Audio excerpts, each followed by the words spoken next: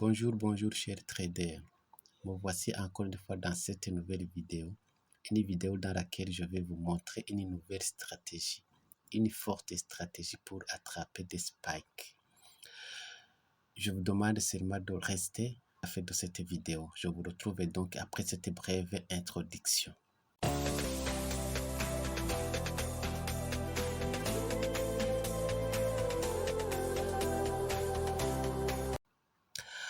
Alors, comme je vous le disais, c'est une nouvelle stratégie d'attraper les spikes. Alors, comment fonctionne cette stratégie? Premièrement, nous avons des sortes d'indicateurs. Nous avons des indicateurs dans le main chat, ici. Dans le main chat ici. Nous avons d'autres indicateurs ici dans le Windows, dans la fenêtre en bas. Alors, comment ça fonctionne? On regarde tout d'abord dans la fenêtre, c'est-à-dire on regarde la ligne verte ici que vous voyez. Ici, on regarde ici. Vous voyez la ligne verte, le croisement de la ligne verte et celui de la ligne bleue. La ligne verte, c'est le Commodity Channel Index, tandis que la ligne bleue, la ligne verte, c'est le Commodity Channel Index, tandis que la ligne bleue, c'est le Moving Average. Le Moving Average 10 exponentiel. Alors, si le Moving Average 10 exponentiel se croise le Commodity Channel Index en vert au niveau 10, c'est-à-dire en bas, très en bas, il faut prévoir un spike. Vous allez prendre position. Vous prenez position. Dans 1 ou 2 minutes, il y a un spike. Si vous atteignez 5 minutes sans spike, vous allez couper la position. Vous allez couper. Voilà. C'est ça l'indicateur. C'est-à-dire, vous voyez qu'il y a croisement ici entre la ligne verte et la ligne bleue. En dessous de 20, c'est-à-dire entre 20 et 10, vous allez alors prendre position de buy. Nous sommes dans Boom 1000. Vous allez prévoir un spike. On peut regarder une autre opportunité. Vous voyez par exemple ici, vous avez la ligne verte qui a croisé la ligne bleue en dessous dans la zone de 20 et 10 et vous voyez qu'il y a eu un spike ici. On peut regarder une autre opportunité. Vous voyez ici, vous voyez ce gros spike. Vous voyez que la ligne bleue a croisé la ligne verte au-dessus de 20 dans la zone de 20 et 10 et nous avons un gros spike ici. Voilà. On peut regarder une autre opportunité. Vous voyez toujours ici. Alors, qu'est-ce qu'il faut alors faire ici? S'il y a croisement, vous voyez qu'il y a croisement ici. Qu'est-ce qu'il faut d'abord faire? Il faut d'abord faire glisser votre écran comme ça. Vous voyez comment je glisse. Je glisse. Vous voyez que la zone ici, vous allez regarder ce croisement ici. Ça ne bouge pas. Ça ne bouge. Ça reste au même niveau. Vous allez regarder. Attends un peu. Vous allez regarder. Je fais bouger. Ça reste là. Ça reste statique. Ça ne bouge pas.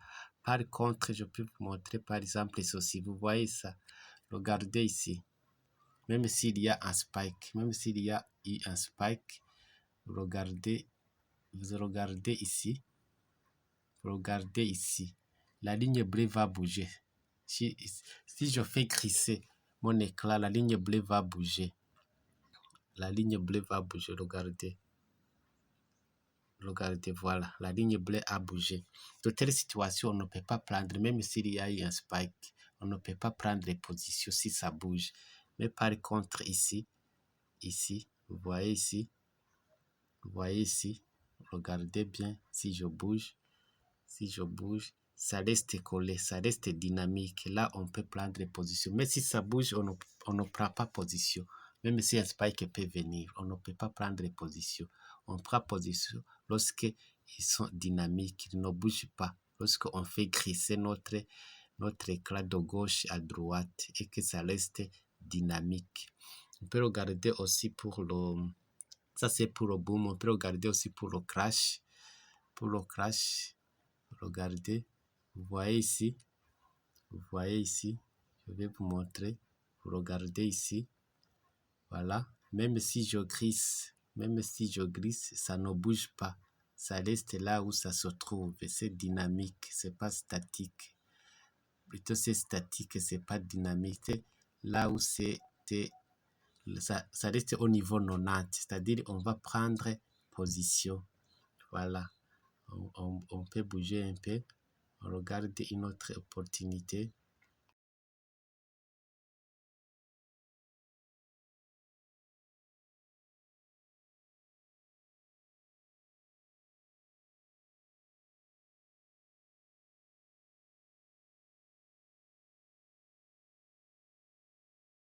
Voilà, vous regardez ici.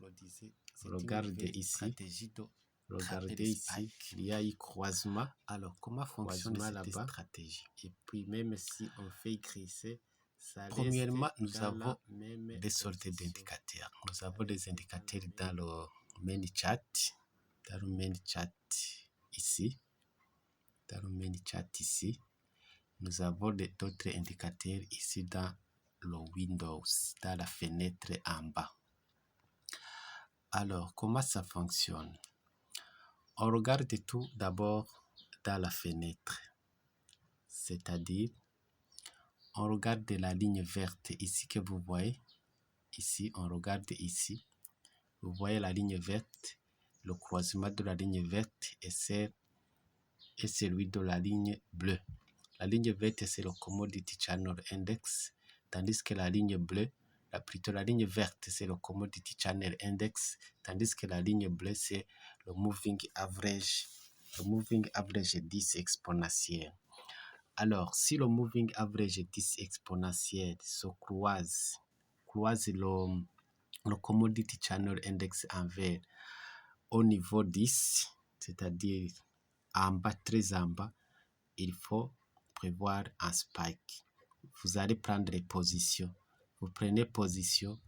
Dans 1 ou 2 minutes, il y a un spike. Si vous atteignez 5 minutes sans spike, vous allez couper la position. Vous allez couper. Voilà.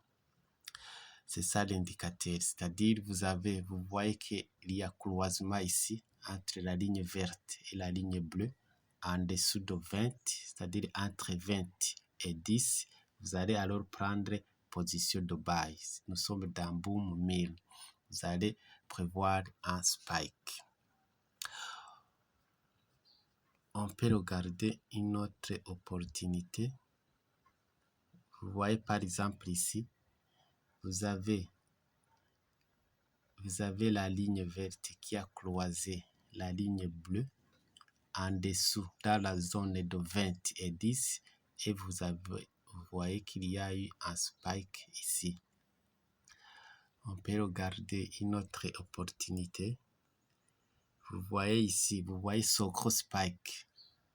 Vous voyez que la ligne bleue a croisé la ligne verte au-dessus de 20 dans la zone de 20 et 10 et nous avons un gros spike ici. Voilà. On peut regarder une autre opportunité. Vous voyez toujours ici. Alors, qu'est-ce qu'il faut alors faire ici? S'il y a croisement, vous voyez qu'il y a croisement ici, qu'est-ce qu'il faut d'abord faire? Il faut d'abord faire glisser votre écran comme ça. Vous voyez comment je glisse. Je glisse. Vous voyez que la zone ici, vous allez regarder ce croisement ici. Ça ne bouge pas. Ça reste au même niveau. Vous allez regarder. Attends un peu. Vous allez regarder. Je fais bouger. Ça reste là. Ça reste statique. Ça ne bouge pas. Par contre, je peux vous montrer par exemple ceci. Vous voyez ça? Regardez ici. Même s'il y a un spike, vous regardez ici. Regardez ici. La ligne bleue va bouger.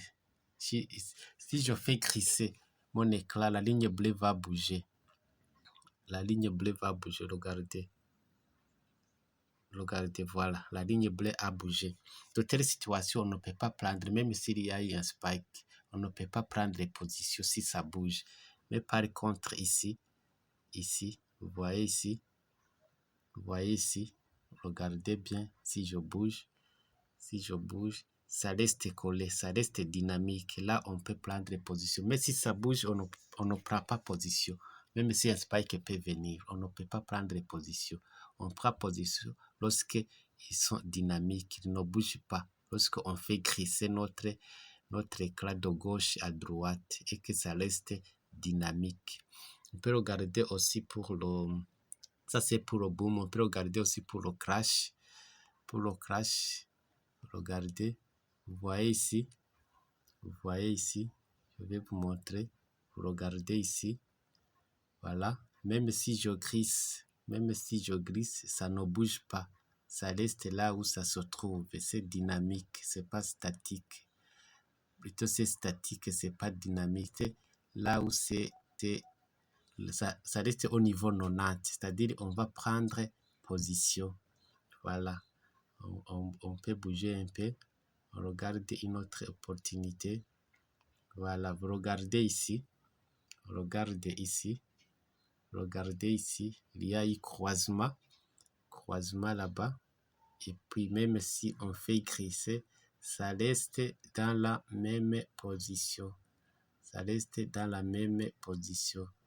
Voilà. Ça reste dans la même position. C'est statique, c'est pas dynamique. Ça ne bouge pas. Voilà. Là, on peut prendre position et vous allez gagner ce gros spike ici. Vous voyez le gros spike là-bas.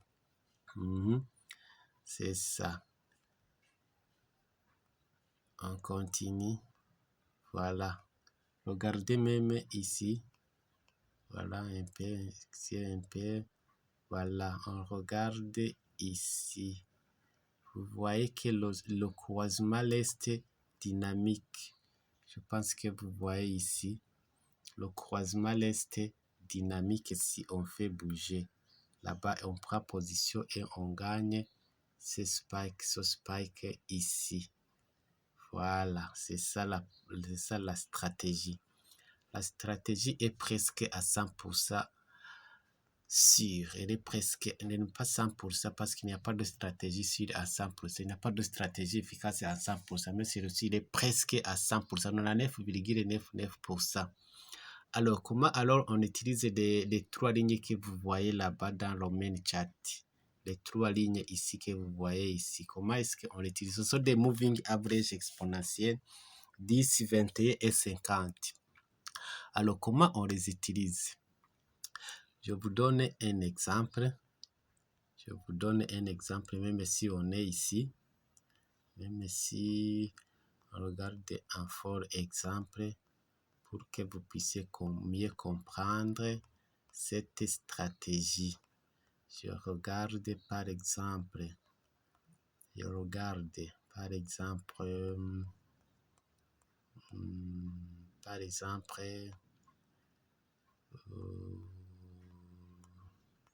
attends un peu, je reviens en arrière.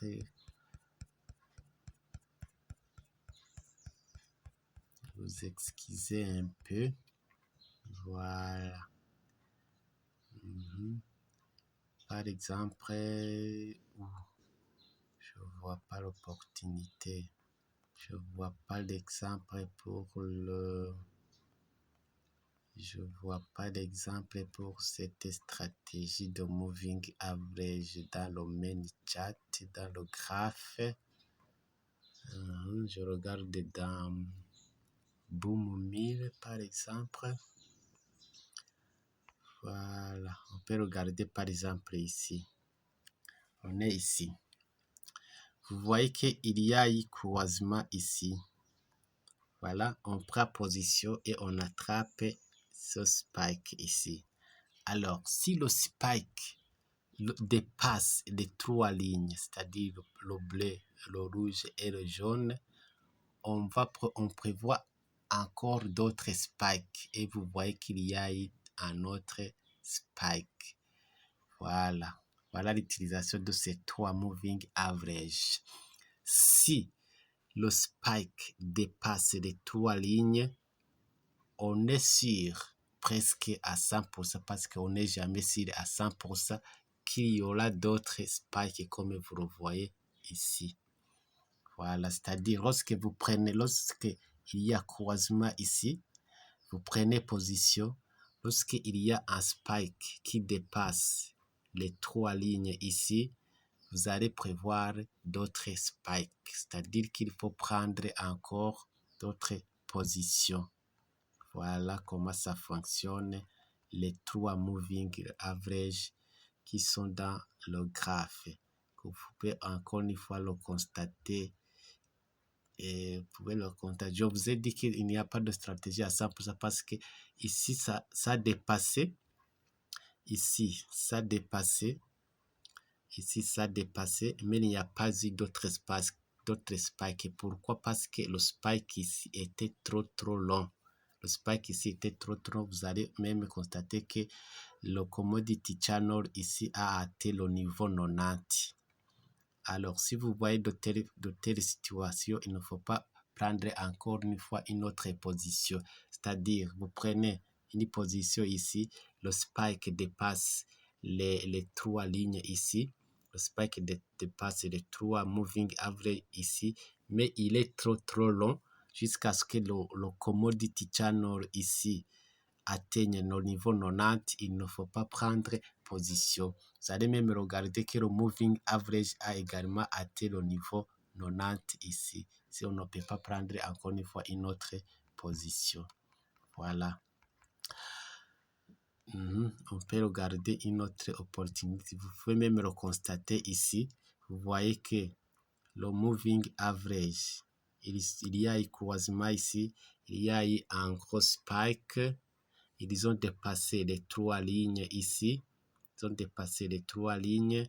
Et puis, il y a le commodity channel qui a atteint au niveau 90. Il y a le moving average qui a atteint au niveau 90. On ne peut pas prendre une autre position. Voilà. C'est-à-dire qu'il est arrivé dans la zone de Sirachat. Voilà. The overbought zone. The overbought zone. Voilà, on regarde une autre opportunité. Ici, par exemple, ici, les deux spikes sont soudés. Vous allez regarder ici, si vous prenez cette position, vous avez 1000 chances d'attraper les deux spikes parce qu'ils sont presque soudés. Ils sont presque soudés. Voilà. On continue. On continue, voilà. On regarde aussi dans le Crash 500. Crash 500. Vous voyez par exemple, on regarde où? On regarde où? Où est-ce qu'on peut regarder? Où est-ce qu'on peut regarder? Vous voyez ici. Regardez ici. Ici. Regardez. Regardez. Si on fait bouger, si on fait crisser, ça ne bouge pas, ça reste là où c'est collé. Alors, si vous prenez position, vous allez attraper ce spike ici. Vous allez attraper ce spike. Voilà. Alors, maintenant, je vais vous montrer les paramètres. Je vais vous montrer les paramètres de cette stratégie. Vous regardez par exemple notre opportunité ici. Voilà une belle opportunité d'ailleurs. Ici, vous avez croisement. Croisement là-bas. Et puis, vous prenez position. Et ici, vous voyez qu'il y a un spike.